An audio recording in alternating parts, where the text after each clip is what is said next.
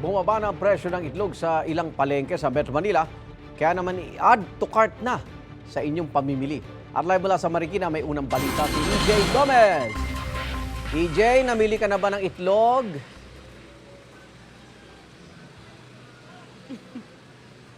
Nako, Iga, namili na ako, no? Pero hindi para sa akin because I'm vegan. Para sa mga kasama sa bahay.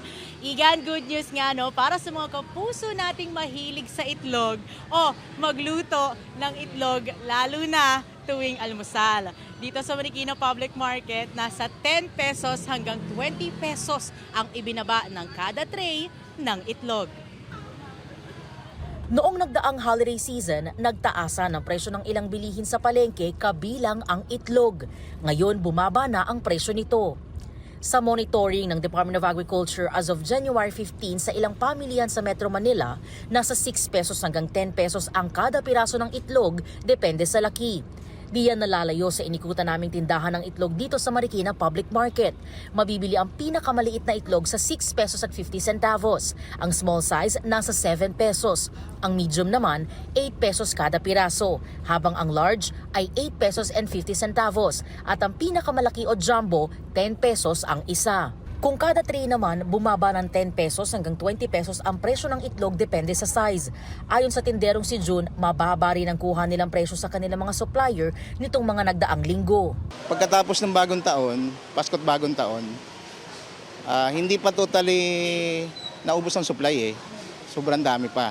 So kaya medyo bumaba pa. Good news ito para sa mamimiling gaya ni Caroline na lingguhang namimili ng isang tray ng itlog. Makakatipid daw siya. Yung pagbaba ng itlog, malaking ano kasi everyday living eh, yung itlog. Lalo na pag nagda-diet ka, di ba? Boiled egg. Tapos mga paborito nilang kids din yan eh. 10 to 20 pesos pwede mo gamitin sa iba. Sa iba, pabili ng ulam mo, pagdagdag ng pabili ng ulam. So malaking bagay din 10 to 20. Igan, ayon din sa nakausap nating tindero, kung kaya naman daw ng budget ay isang tray na or kada tray na ang bilhin, no, para mas malaki ang matipid na mga mamimili. Habang stable pa ang presyo nito. At yan ang unang balita mula rito sa Marikina City. EJ Gomez para sa GMA Integrated News. Igan, mauna ka sa mga balita, mag-subscribe na sa GMA Integrated News sa YouTube para sa iba't ibang ulat sa ating bansa.